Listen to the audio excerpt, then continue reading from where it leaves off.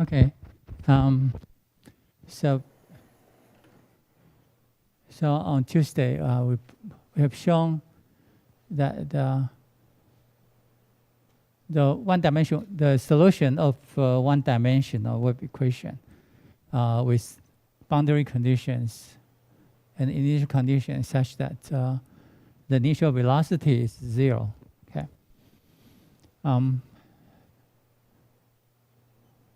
Is equal to this formula, and the f star is an odd periodic function with period 2L, and the f star of x is equal to the initial position, okay, of the string. So even though we are saying that the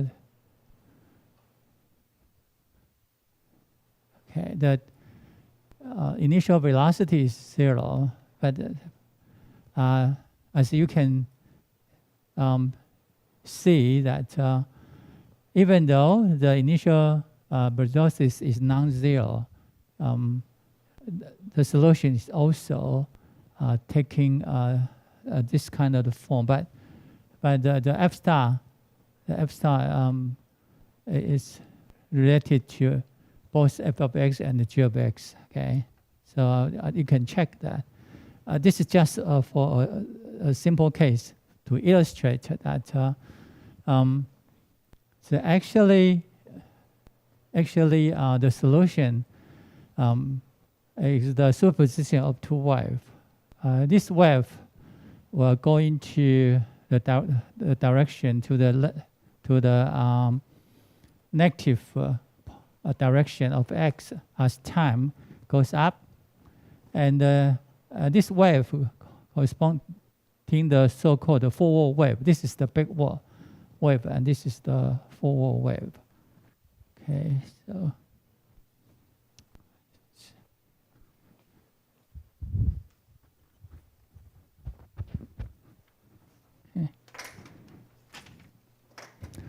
So this is a forward wave. This is the backward.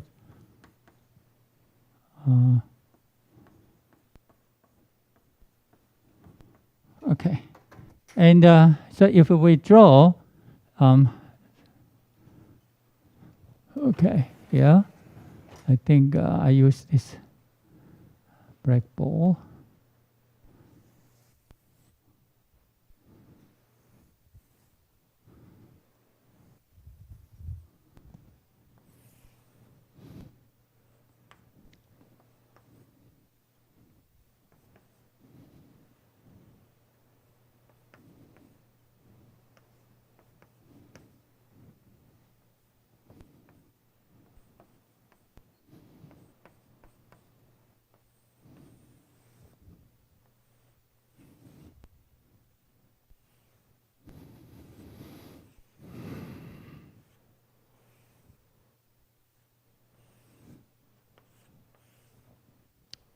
Okay, this is the x, right? So so this is the time, and so for example, when time is 0, so and suppose we have. Okay.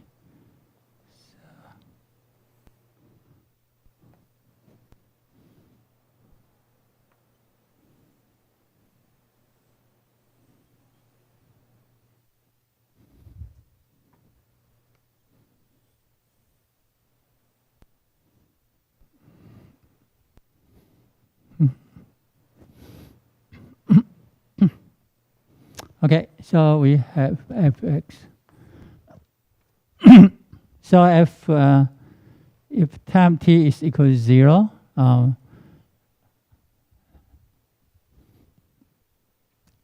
corresponding to I'm sorry, f star. And f of x is actually only this part, right? So this is f of x. Okay. Now, suppose we have t equal to so c over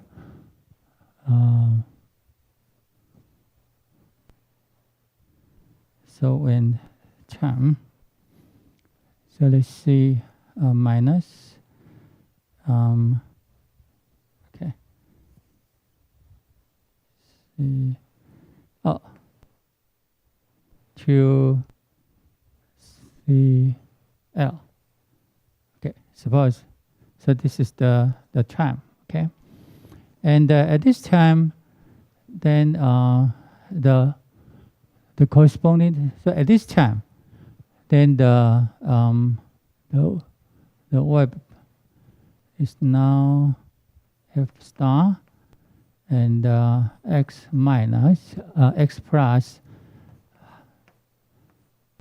half of L, right? Okay.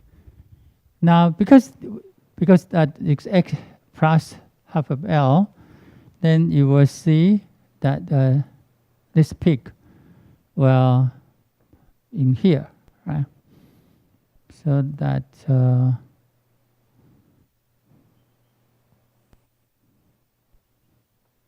we will have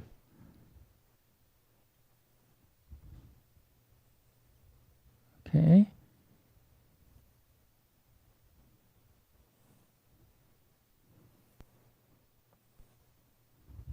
All right.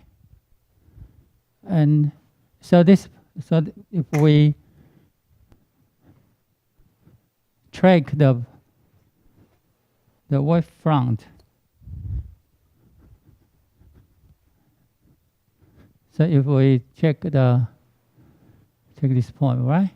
Then this point will go here. Okay. And when t is equal to L divided by c, right? Then we now have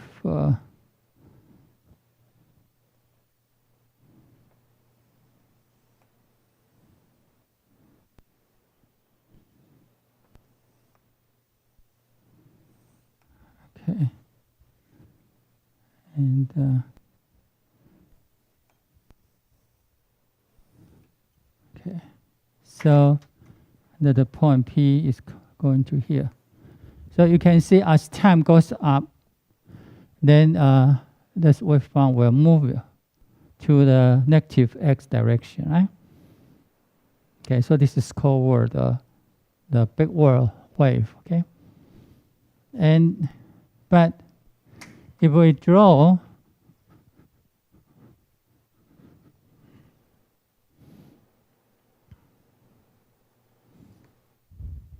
the forward wave, so now this is f. Oh, this is the f of star x plus L. Okay. Now and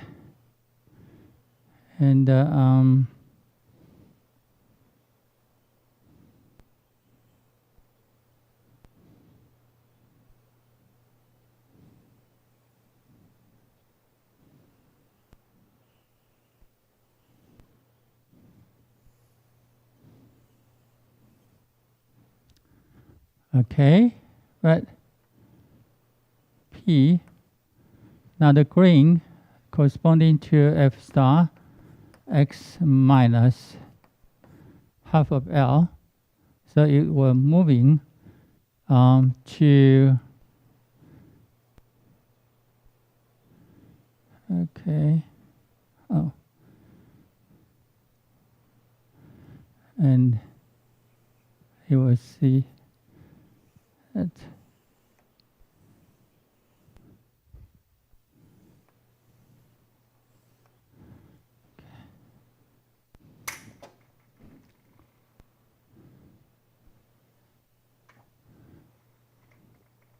So this is the point. And the point P here. So this is f of x minus L. So the green wave is going to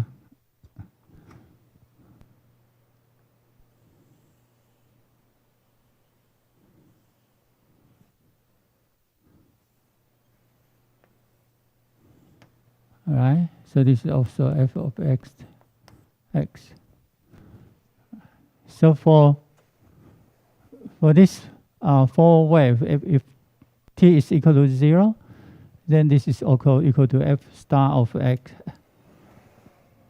Okay. So the forward wave will move in the positive x direction.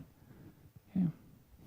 And at any time that it would be the superposition, right, of these two waves. So as you can see, that at this time, when you add them together, because the weighting is all are the same, right?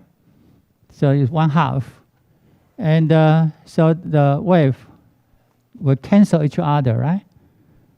So at this time, you can see that the superposition of this wave will come to 0 for all x. Okay, will be 0 in all x. Okay.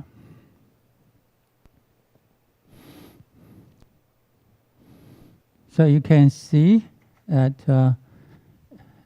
the u x and the time, right, is equal to 0. Okay. And we will only focus on, even though f star x defined on the whole real line, right? But for the solution, actually, we usually focus on the interval from 0 to L, because that is the the spatial location of the string.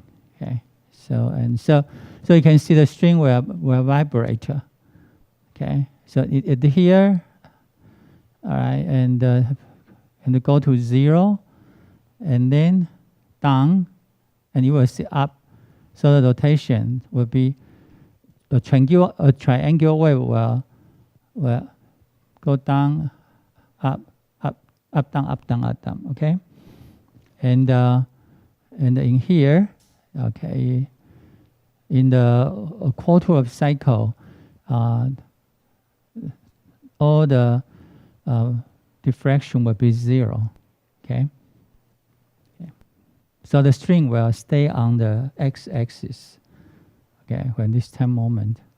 So this time is corresponding a quarter of a cycle, and here corresponding to half cycle. Okay, so you go to here, this position. Okay. Okay, so you will see the oscillation of the string. Okay, yeah, so from the superposition of these two waves. Okay.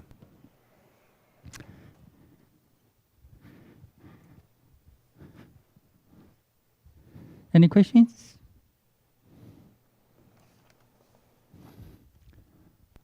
So the behavior, from this behavior, so we will consider, so from this observation, we will consider the Lambert solution.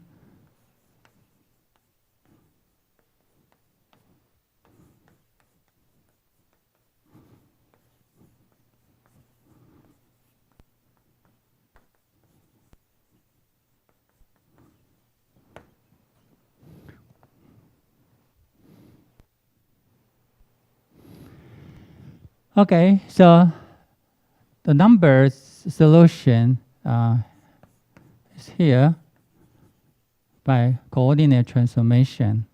So a general solution of the one-dimensional wave equation.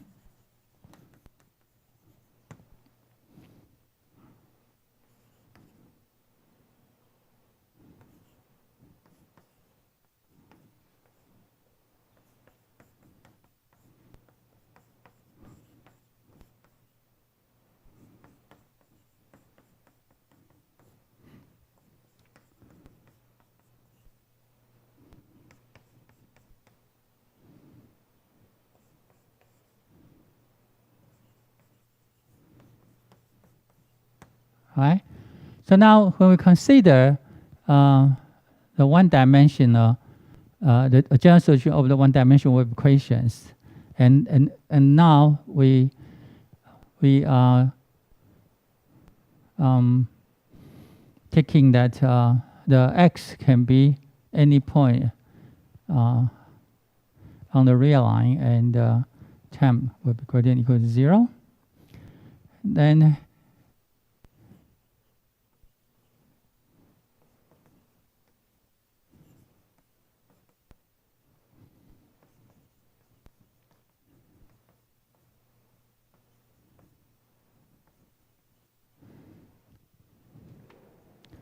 okay, so use coordinate transformation. Right? So transform the xt coordinate system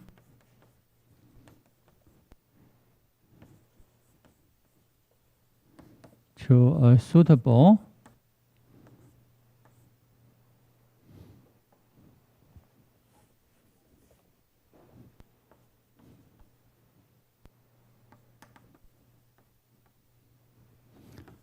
VW coordinate system.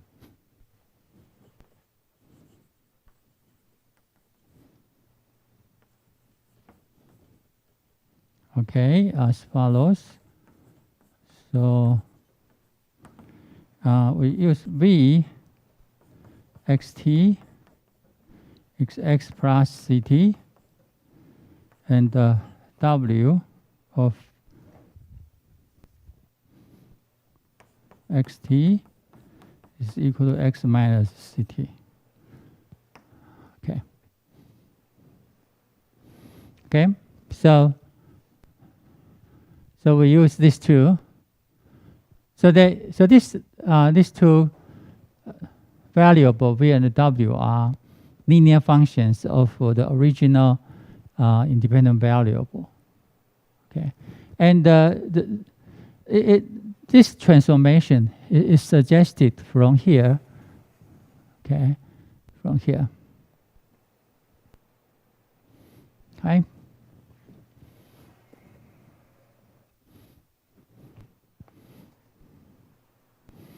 And the inverse coordinate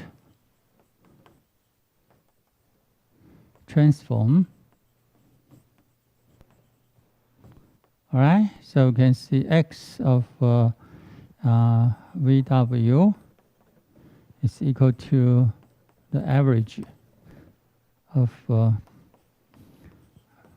VW to C. Okay, so this is the inverse coordinate transformation. All right. So now,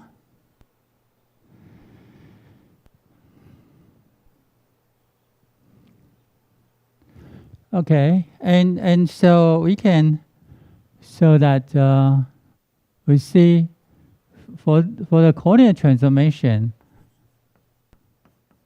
we now look at the partial derivatives of v and the w with respect to x or t. So the partial derivative of v to x is equal to 1, and v of t is c. Okay, and now wx is equal to 1, wt is equal to minus c. Okay, c, yeah, c. And we now the second order partial derivative. So we, because they are linear, so all the second order partial derivative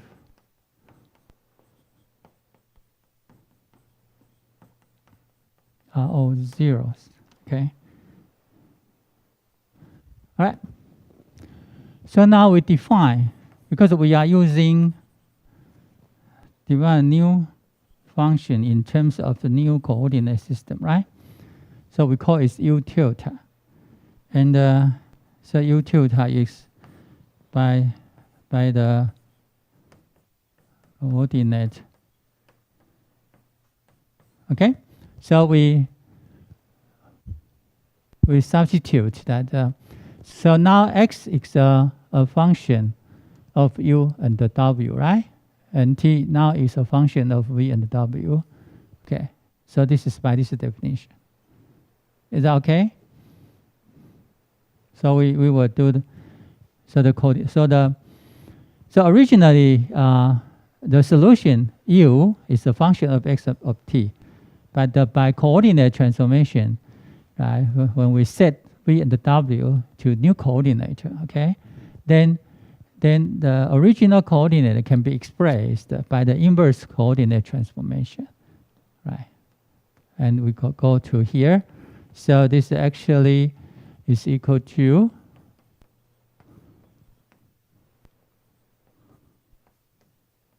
okay, basically here. Okay. Now the original u as a function of x and t satisfy that one-dimensional wave equation, right? Now, so we want to find the differential equations for u tilde. Okay, in terms of partial derivatives of u tilde with respect to the new coordinate v and w. Okay, so now so that to do that we will see that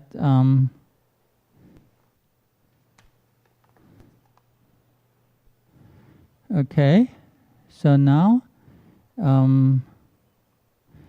and also right, so then we have so the u xt can be expressed by u tilde of v of xt and w of xt. Okay, so that would be u tilde and x minus x plus ct and x minus ct. Okay. All right. So we start from here. Oh. Now we look at here. Now the differential equation is related to x. So now we take partial derivative. The first one is the partial derivative of u respect to t. Now so by chain rule, okay, we have so we have u tilde v times vt plus u tilde w times wt. Okay, this is from the chain rule, and we know vt and the wt, all right. So vt is equal to c, and the wt is equal to minus c. So now we have a c of v u tilde v minus u tilde w. Okay. So this is from chain rule. Okay.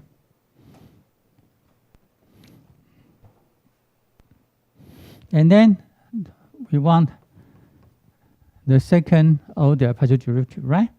So when we check the partial derivative further, okay, all right, so we look at here. So we have C. Now, again, so we have U tilde V, okay, that's Vt plus U tilde Vw and Wt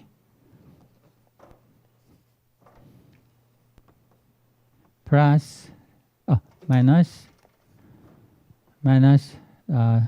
the chain rule U tilde W V Vt minus U tilde W that Wt, okay, here.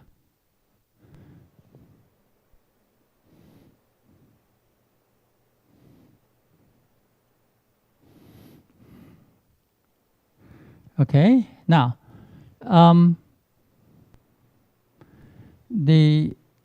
for T, so this is Vt is equal to C and Wt equal to minus C. So now we have C square and U tilde V, okay, and the minus 2 U tilde Vw, okay, and here we assume these two, the mixed second order partial derivative are equal, okay. So and finally we have plus U tilde W, okay. Okay, so this is all right. So we know how to express this second order partial derivative in terms of the second order partial derivatives of U tilde. Okay. Now we want to have an expression of the second order partial derivative of U with respect to x. Okay. So now U of x, okay, is equal to U tilde V dot Vx plus U tilde W dot Wx, okay, and Vx Wx equal to 1, okay, so we have U tilde V plus U tilde W, okay, and finally U xx, all right, so the second order partial derivative of U with respect to x. So we from here, so we have so now we have U V tilde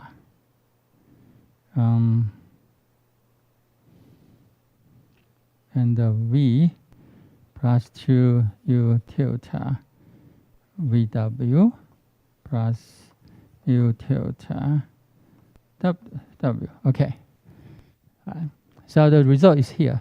Of course, you have to follow this.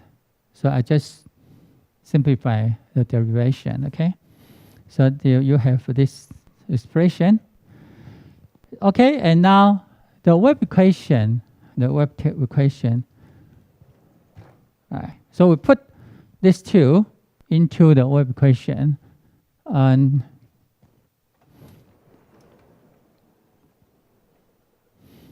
all right, so by the original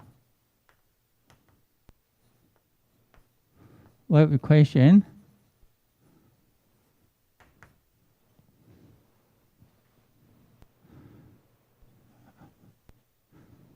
right, okay,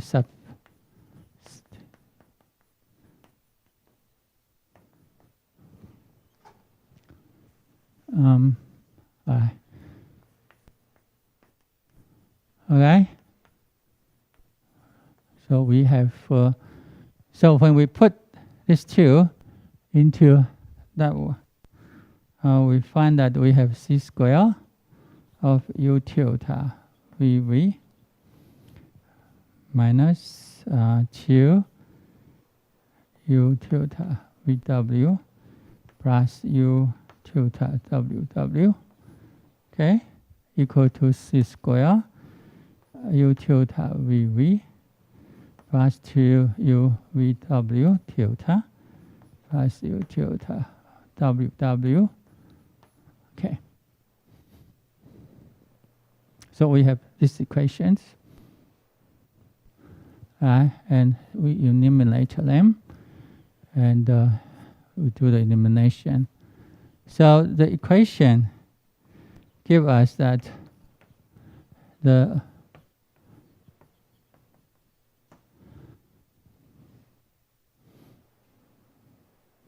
so the original wave equation becomes to this partial differential equation, which is really trivial, right?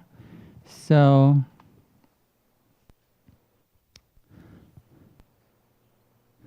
for all v in R. Okay.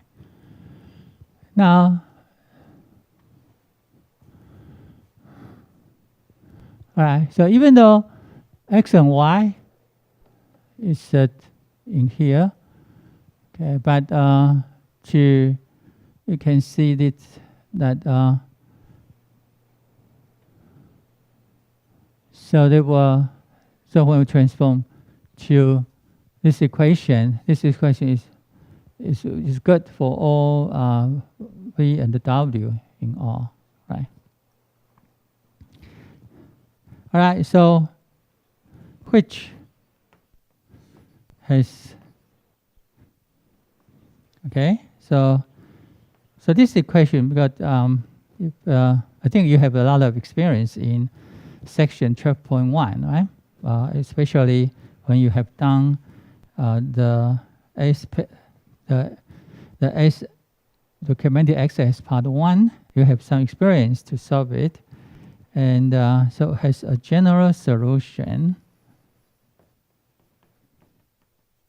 Okay, so the general solution is u tilde vw, which is phi v plus c w. Okay.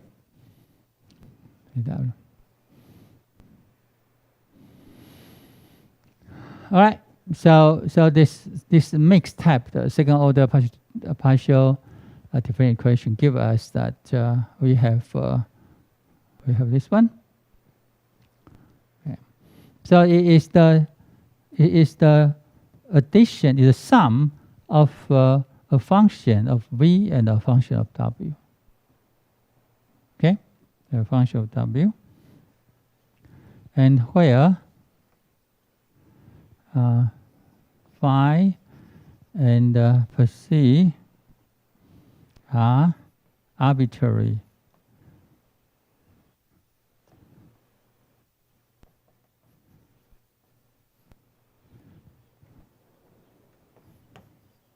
function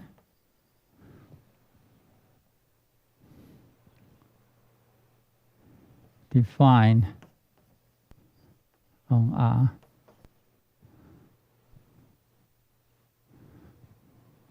with required differentiability property. Okay.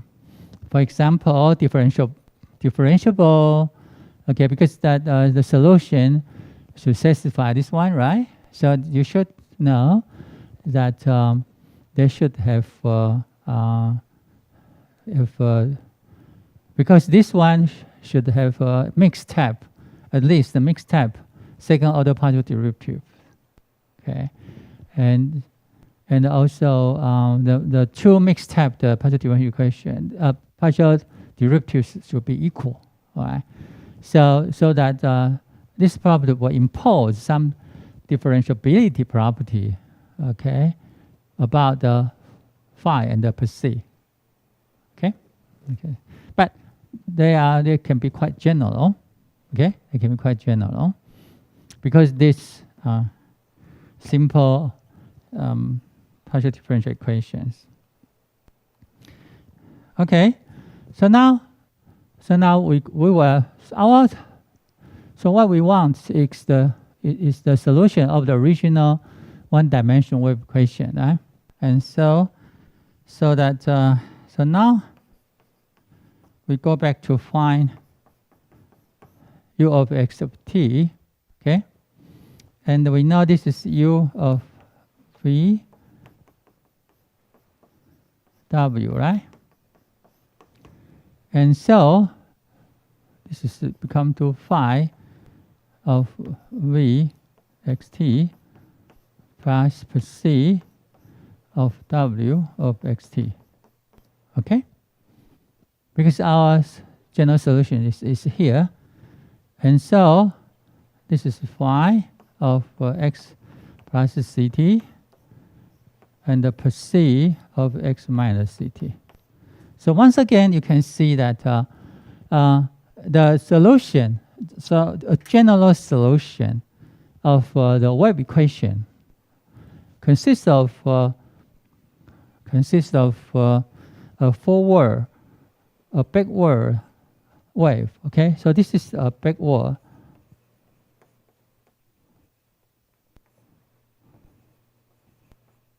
All right, and this one is a forward wave. Okay.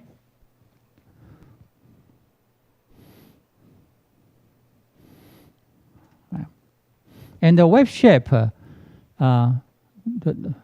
these two waves may be different, right? So the wave shape of this backward wave would be phi x, and the shape of the forward wave would be per c function, right? And our case here is just a special case that the wave shape of the forward and backward functions are the same. They are the same, okay? Because we have a very special initial condition here, okay? This is special initial condition. So we will have that.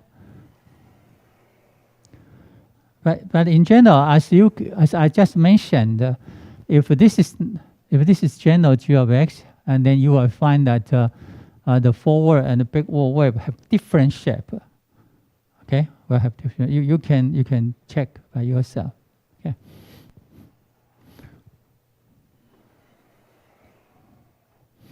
Okay. So the Lambert method by using coordinate transformation give us such a general solution. Okay.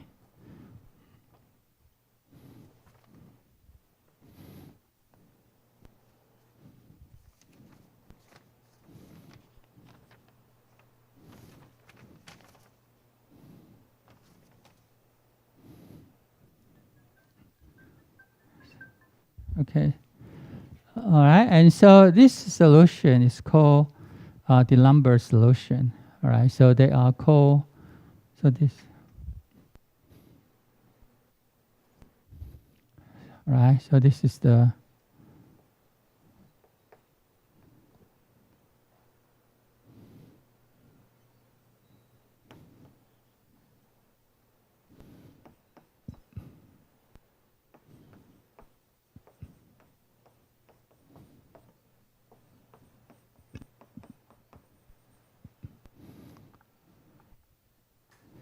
Okay.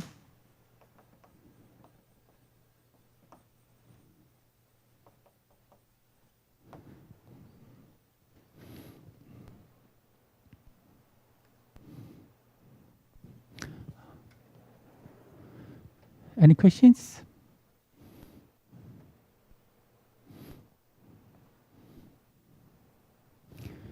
Okay. So if no questions, then we will take a break time.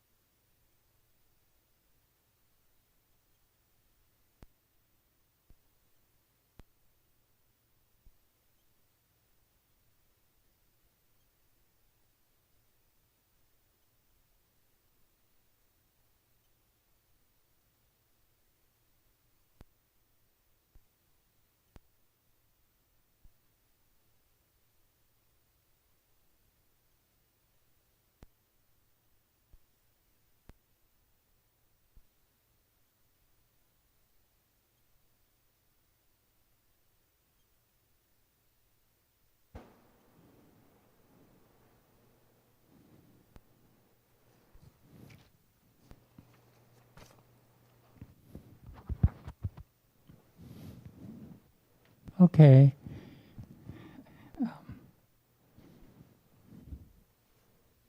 All right, so we obtain the Lambert's solution. Okay.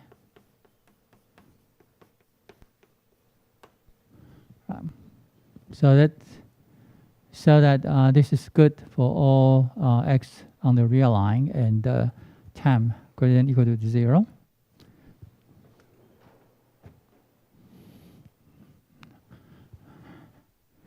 Now we have to so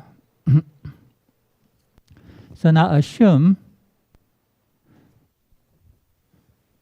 with initial condition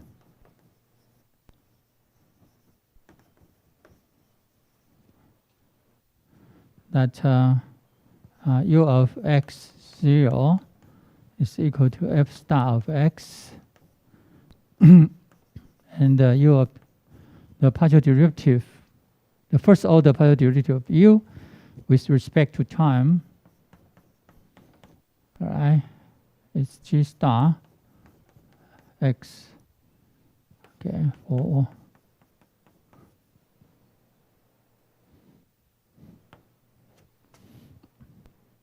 okay, so suppose we have these two initial conditions.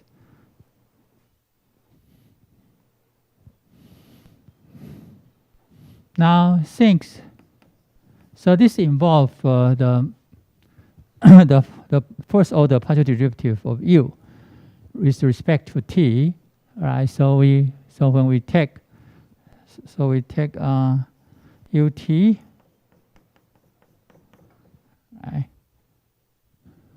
Okay. Now, so by the chain rule, we know this is c. The derivative of phi x plus ct minus c times the first derivative of c, okay, right, from here.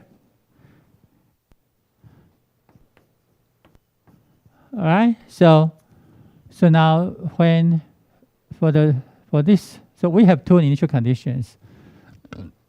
Now, for these initial conditions, we have u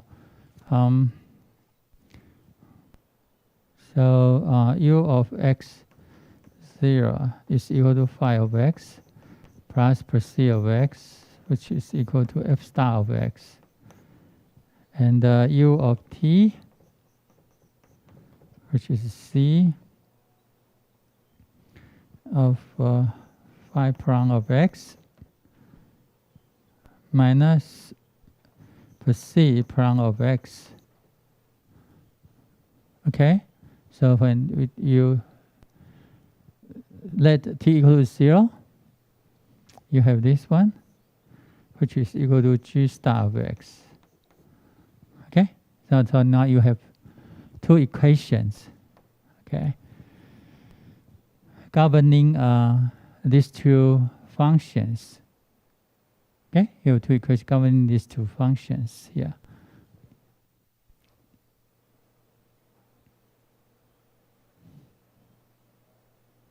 And now we are able to solve phi and per c in terms of f star and the g stars. Okay, to say that we integrate the both sides of the second equation.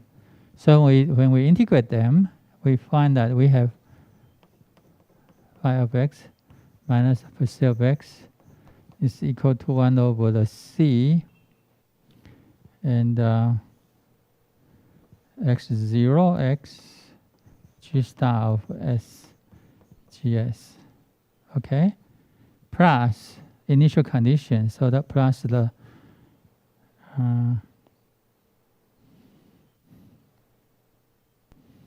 phi of x0 minus per c of x0.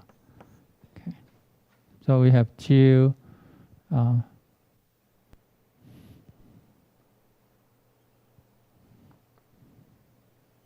points here.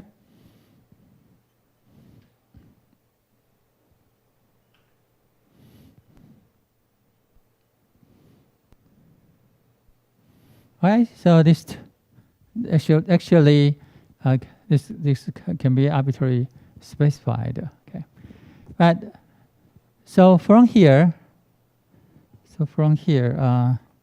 so that from that we can solve that Psi of x is equal to 1/2 of f star x and plus 1/2c integration of the g star of x plus 1/2 of phi x0 minus Psi x0. Okay. And the Psi x is equal to 1/2 of f star x and minus 2c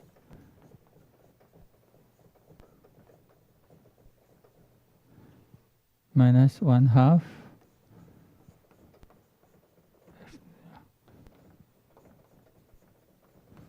okay.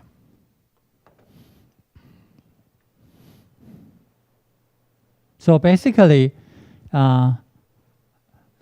the phi and Psi, these two wave shape can be determined by f of star, right? And g of star as well as constant. Okay, this is actually a constant.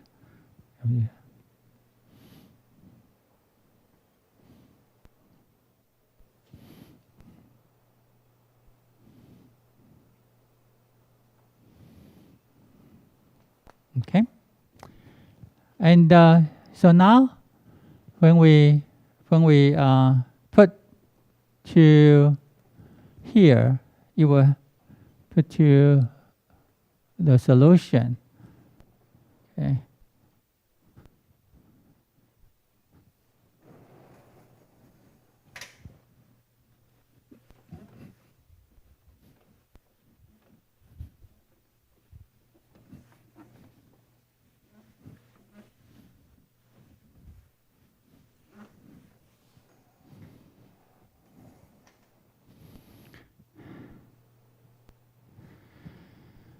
So now u of xt equal to half of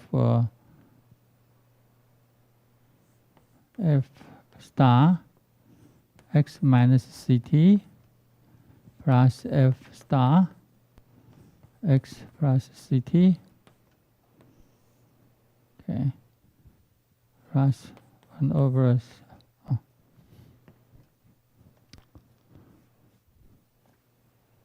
minus x plus ct, x minus ct, g star SDS. Okay. And you can see the constant can be cancelled. Okay. When you add them together, the constant will cancel. Okay. And so with initial condition, because x is in R, right? So that we need only the initial condition. And the solution, right? You can see can be uniquely determined. In this case, right? Can be uniquely determined. Yeah.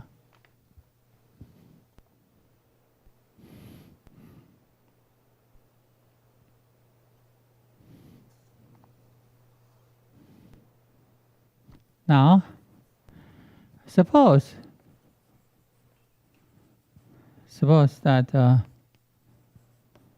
two boundary conditions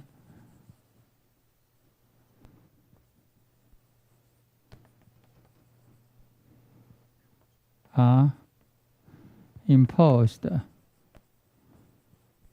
right, at the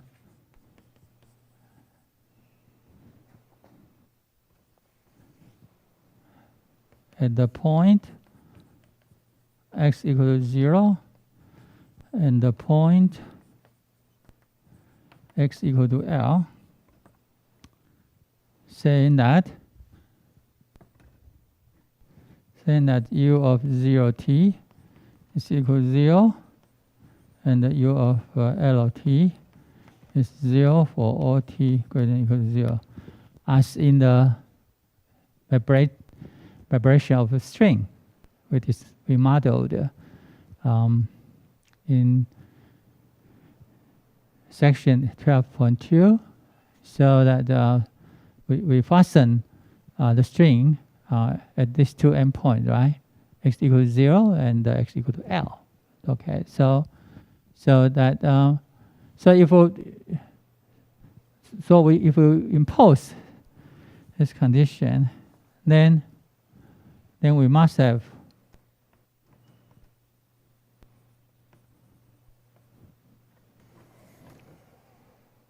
that 0. Okay, so x equals 0, so we must have f of ct plus f of star minus ct. Okay, so when x equals 0, so this is 0, right, corresponding to this one, plus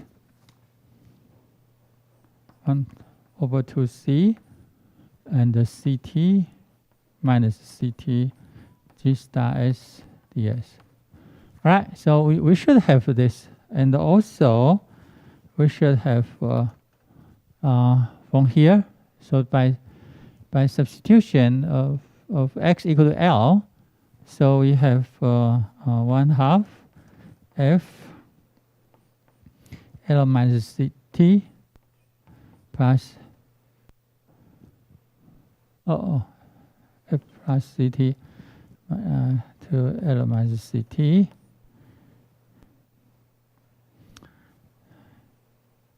okay, plus 2c L plus ct L minus ct. Okay, so we must have these two identities. Okay, this is the case. So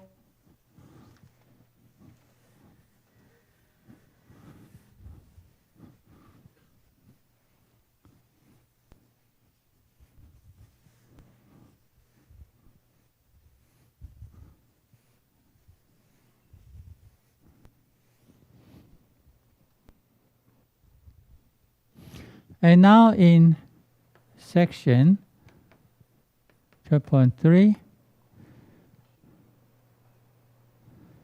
the initial condition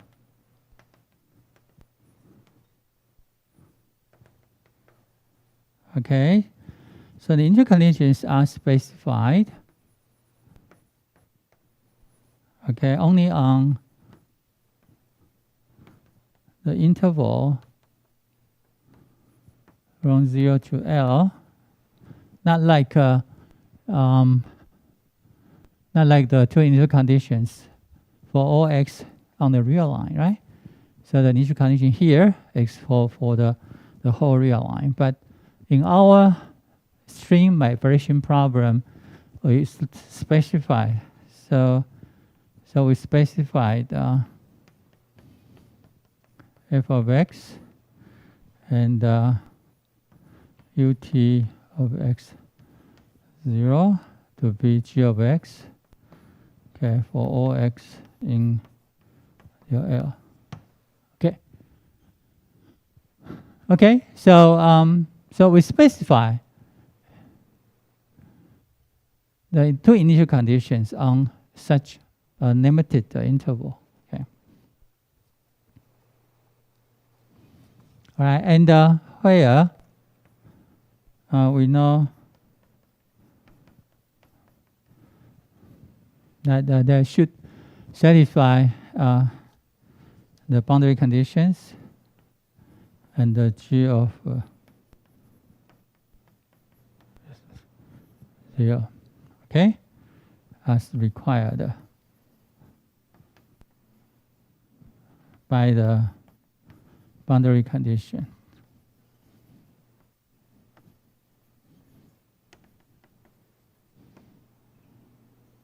Okay. All right. So now in here we have f star and g star defined for all x on the real line. But here, for our string vibration problem, so how do we only specify the initial conditions on such a finite cost interval. So how do we relate it to? Well, so we may regard f and g, okay, to be in the half range of odd periodic function f star and g star. Okay. All right. So we use f to specify an odd periodic functions f star, and use g to specify another odd periodic function g star. Okay. All right. So this two start with period 2L. Okay. So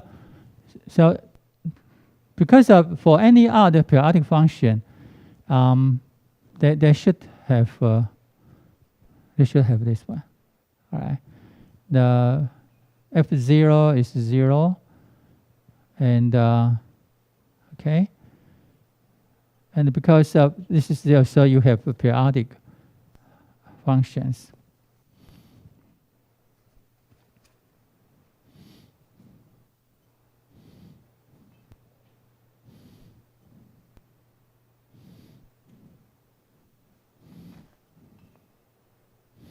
Okay, and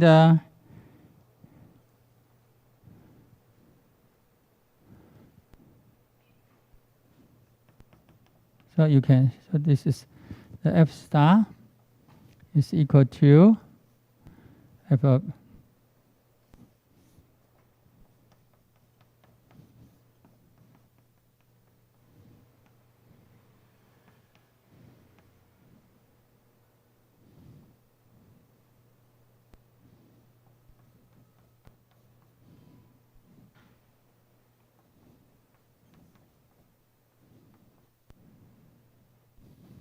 okay, and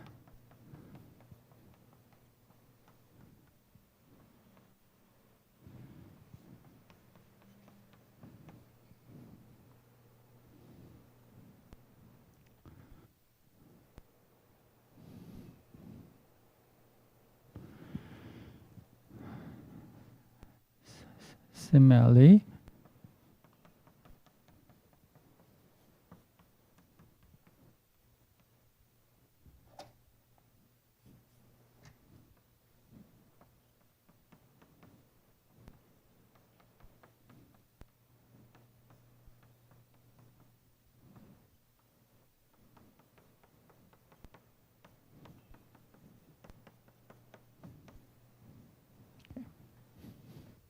so f and g with these two boundary, of course, with required boundary conditions, we have we can specify two odd periodic functions f star and g star uniquely. Okay, and but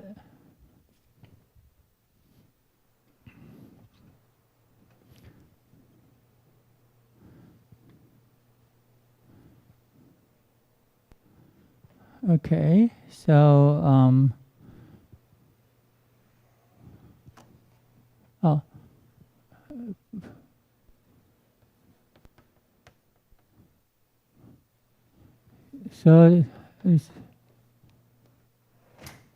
so now we will check that the two equations in star are satisfied.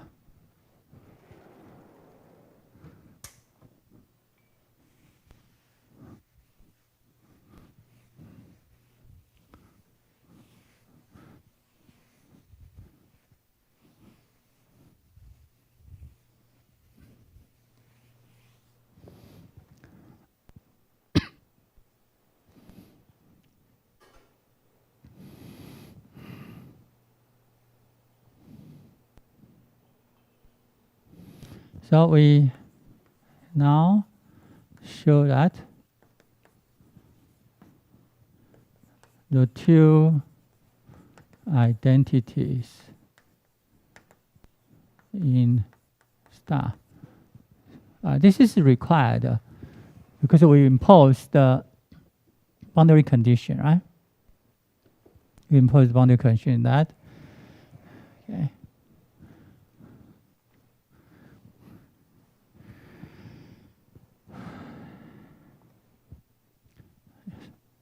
Are true for this F star and G star in above. Okay, so we want to show that because F star and G star are constructed by F and G, right? We are constructing.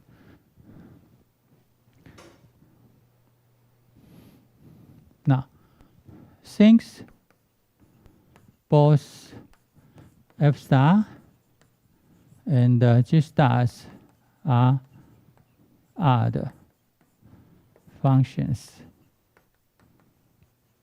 okay, so we have to look at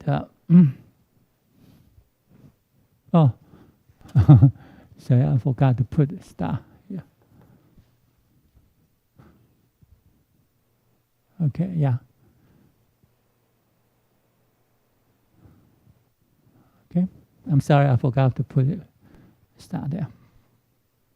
So f of ct, f star of ct plus f star of minus ct must be 0 because f star is odd.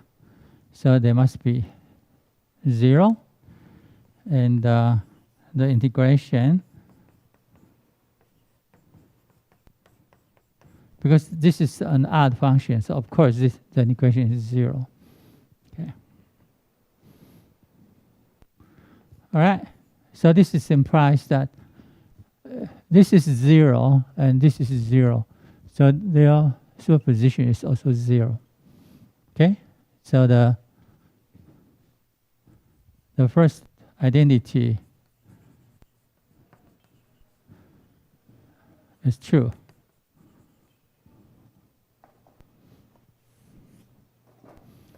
In star is true.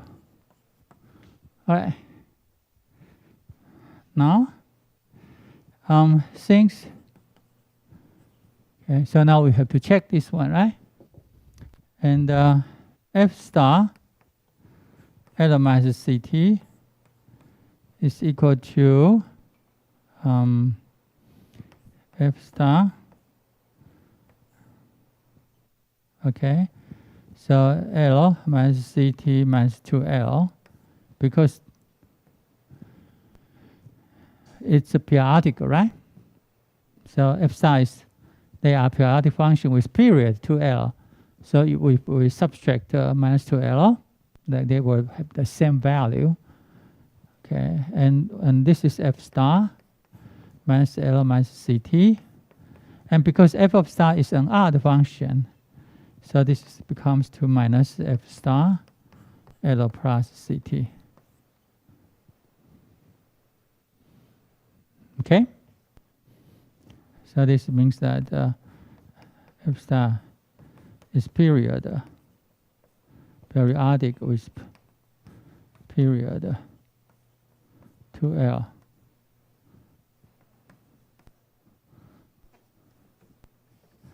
And here f star is odd. Okay. Okay. So F star L plus CT plus F star L minus CT is equal to 0. Okay, so this term, this sum is 0. And also since G star T plus L, right, is also an odd function. Okay, so you can check that.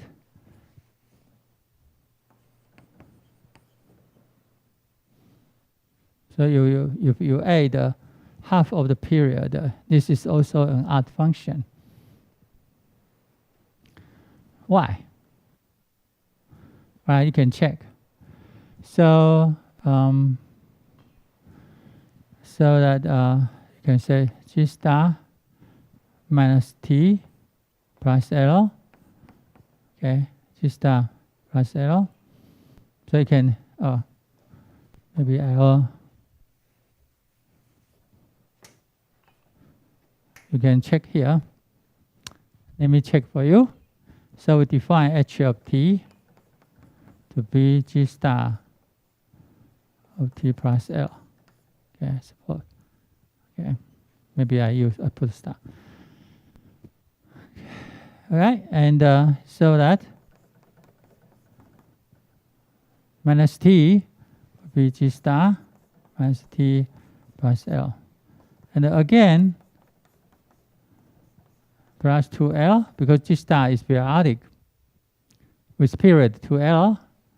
So we have G star minus L.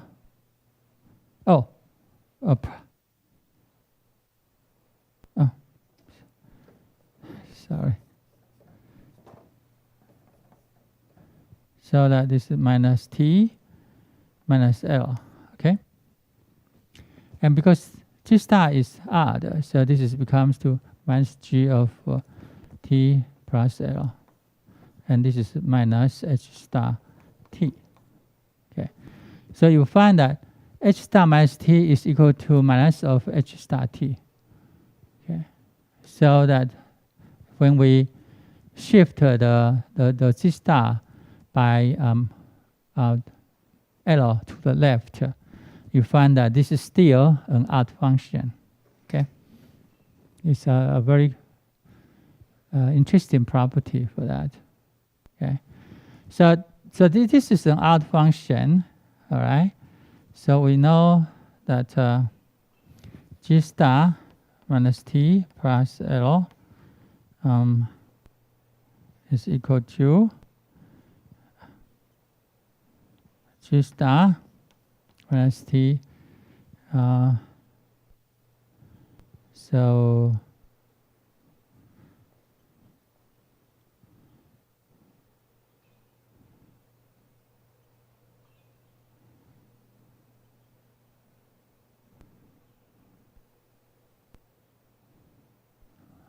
okay.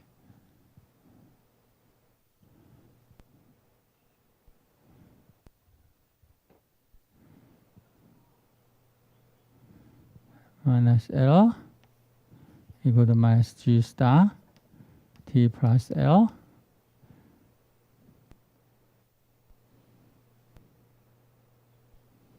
Oh, okay. We already checked that. So we have L plus CT, L minus CT, G star of X ds. Okay, and we do the change of variable. So this is G star S per L and ds. Okay, right. And this one is odd, so this is equal to 0. Okay.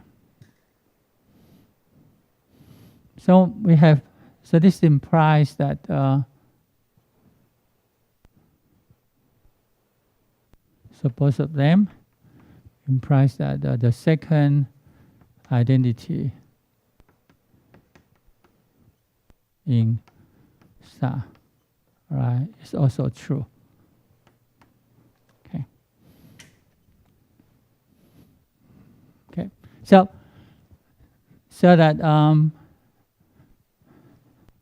so this is solution. Okay. This the Lambert solution.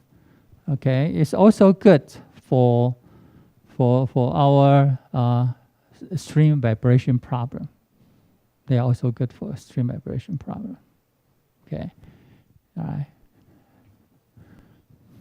And the F star and the G star actually periodic functions. The periodic function with period 2L, and its half range can be specified by f of x and gx, okay, in the initial condition.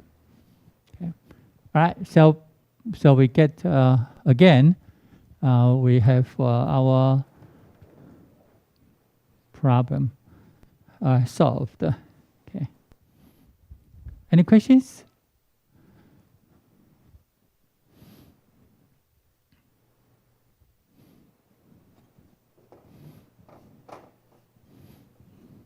So you see, coordinate transform is a very powerful tool to change a partial differential equation to another partial differential equation in a simpler form. Right? But the difficulty is how to find useful coordinate transformation, right, to do the transformation to simplify the partial differential equation, right? So that is the big question. That is the big question. And so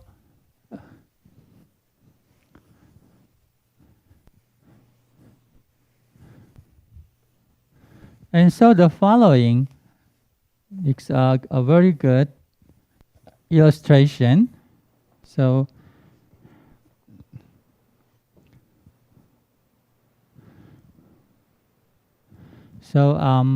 coordinate transformation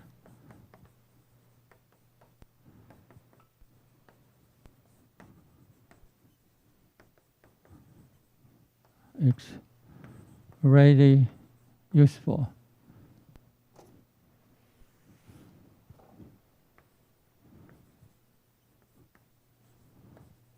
Method to transform the PDE to a simple one. Okay? But the question is,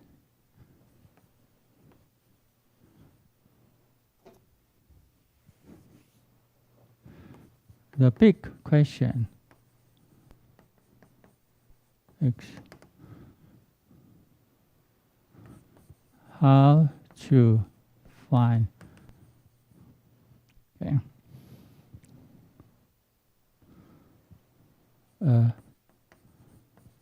right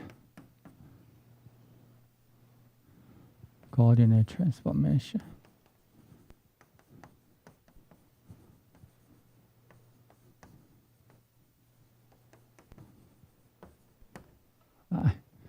So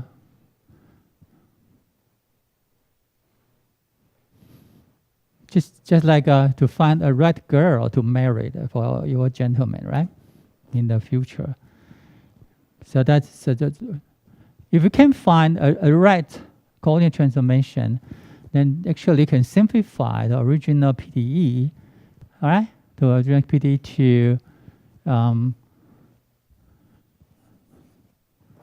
to a much simpler PDE. So an example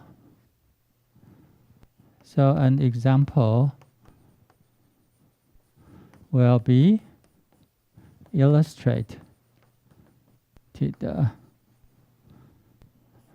by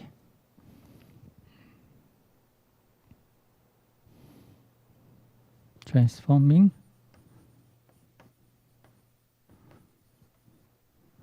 by transforming general second order semi-linear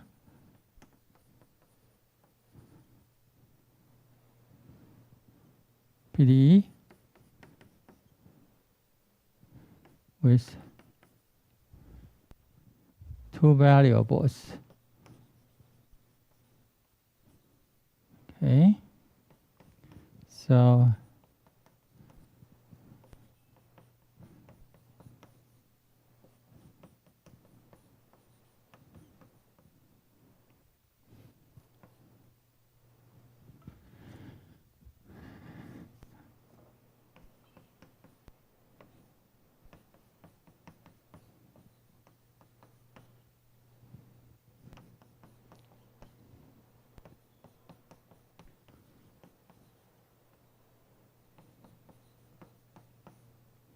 okay, so this is a general second order PDEs, right? Semi-linear. So the coefficients are linear.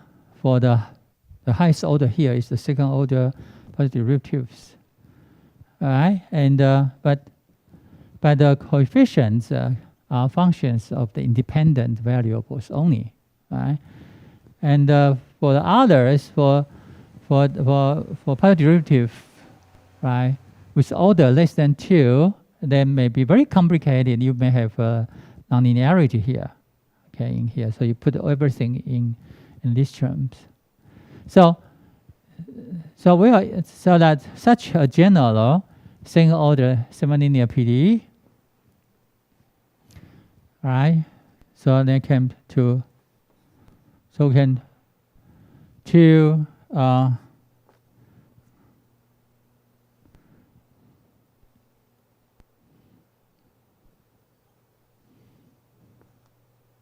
standard normal form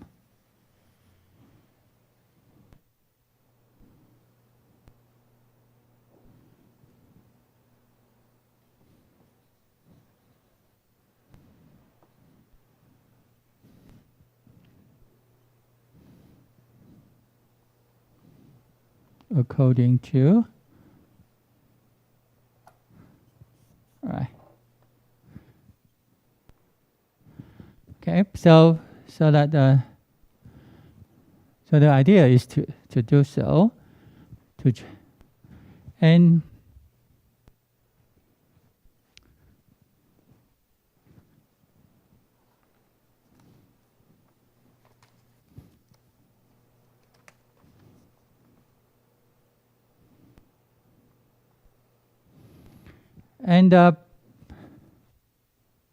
according to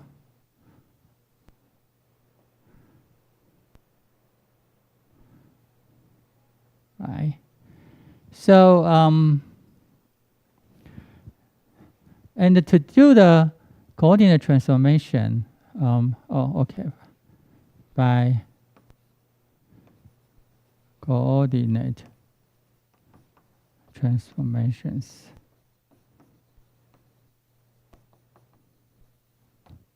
Okay.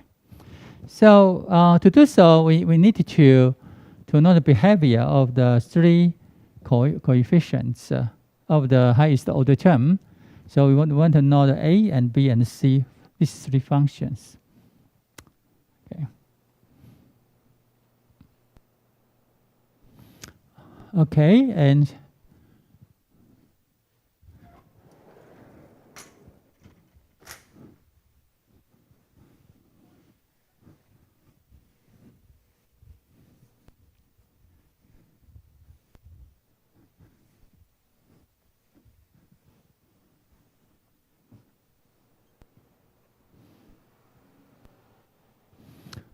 okay. Now we assume. So we assume that the three coefficients A xt, b xt, c xt are continuously differentiable. Okay, on an open set U of the xt plane. Okay, so that they are, and so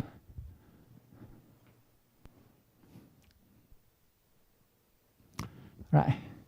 So now the semi-linear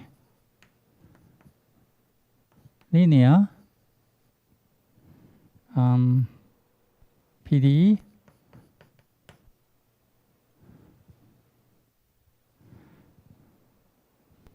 is said to be hyperbolic,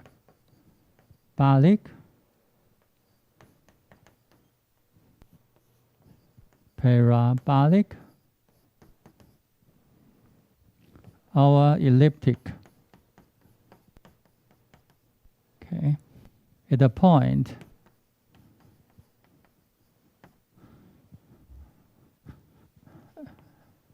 x0 and t0 in U, if the b square minus 4 times AC at x0, t0, right, is positive 0 or negative, respectively. Okay, so we will classify the situation into 3 cases. All right,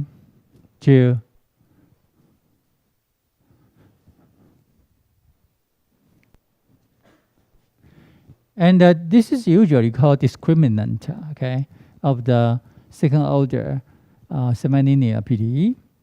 Okay, so this is discriminant, the b square, okay, b square minus 4ac.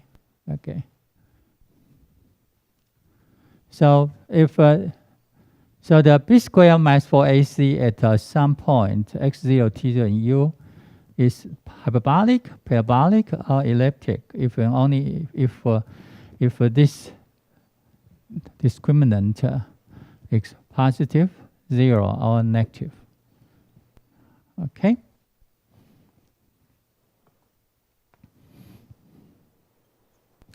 And the semi-linear,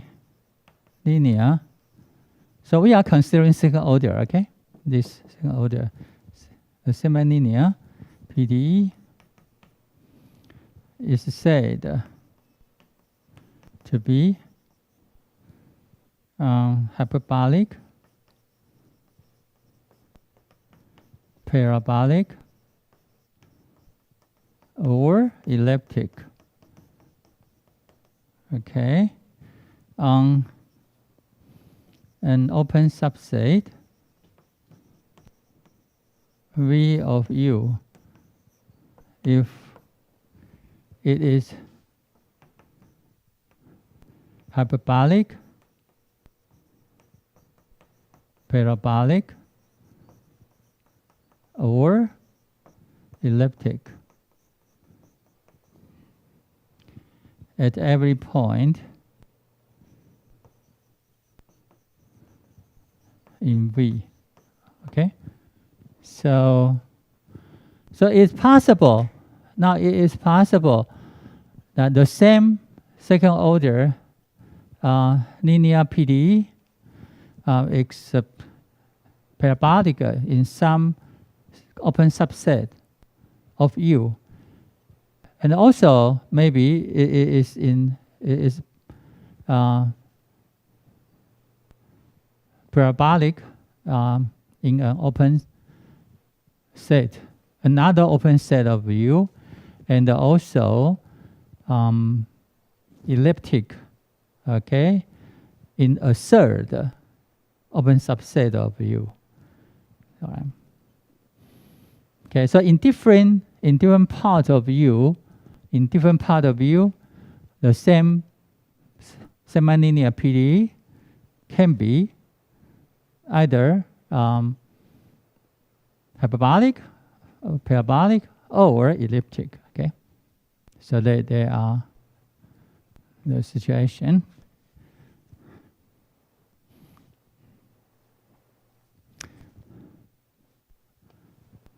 Okay, and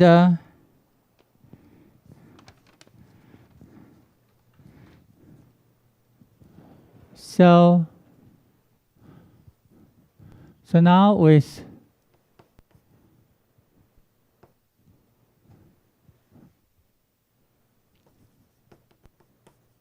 a suitable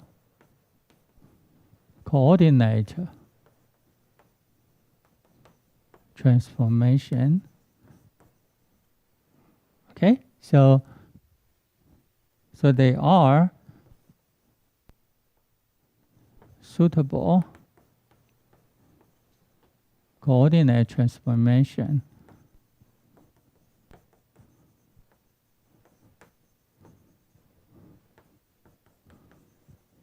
Okay,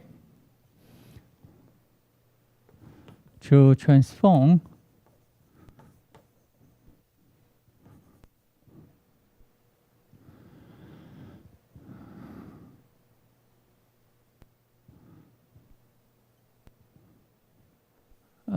hyperbolic,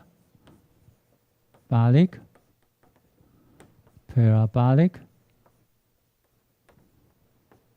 or elliptic second order semi-linear PDE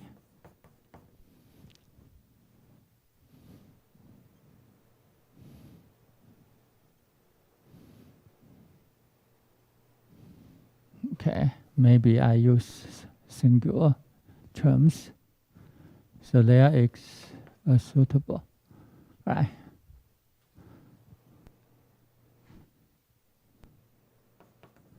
In an open subset V of U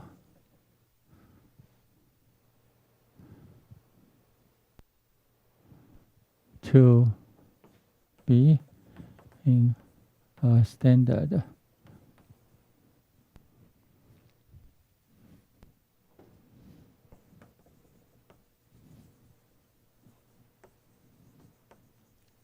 normal form. Okay, so the standard normal form will be specified here.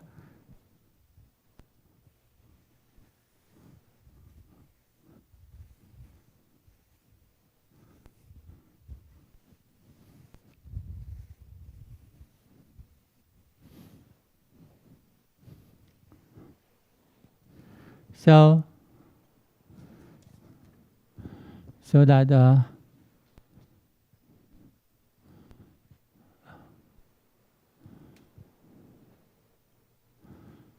okay, I think I specify this suitable U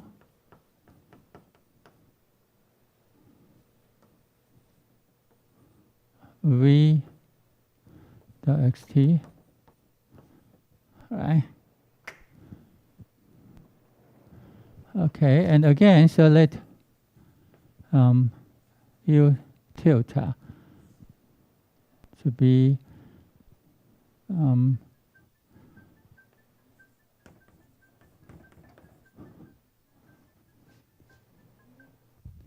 to define to be U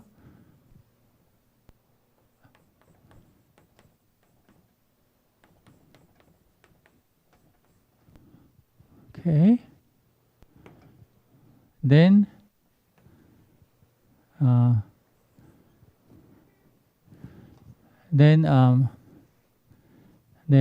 we have three cases: hyperbolic,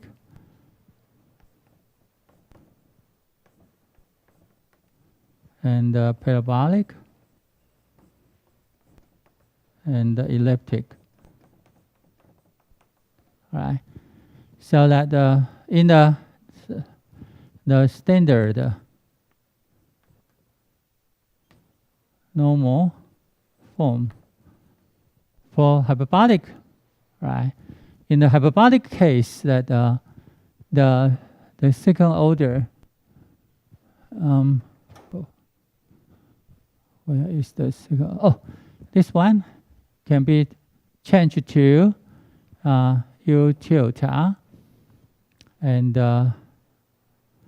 VW equal to height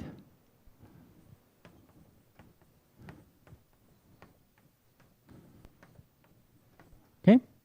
So the hyperbolic case, then this general second order semi-linear PDE can be transformed to system. Okay. And for parabolic, we can do becomes 2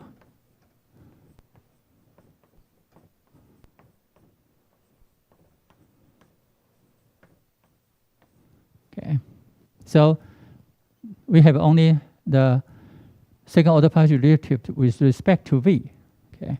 And for elliptic case, we have okay.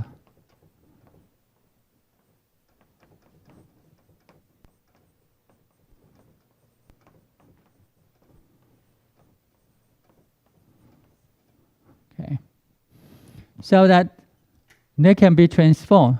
This general second order PD will transform to different standard normal forms. But you can see that the second order terms, the highest order terms, can be simplified very much. Okay. And the details, because the text will give you very detailed information. So I have written notes in the second part. So I will dispute that because a little bit others to be revised. So I will send them, right, as fast as I can.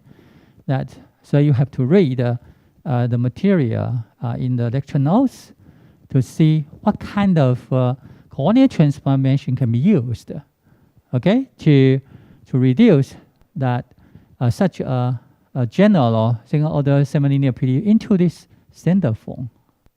Okay, so under this form, then it becomes much more easier to solve your PDEs. Okay. All right. Any questions? Okay, so I'll stop here.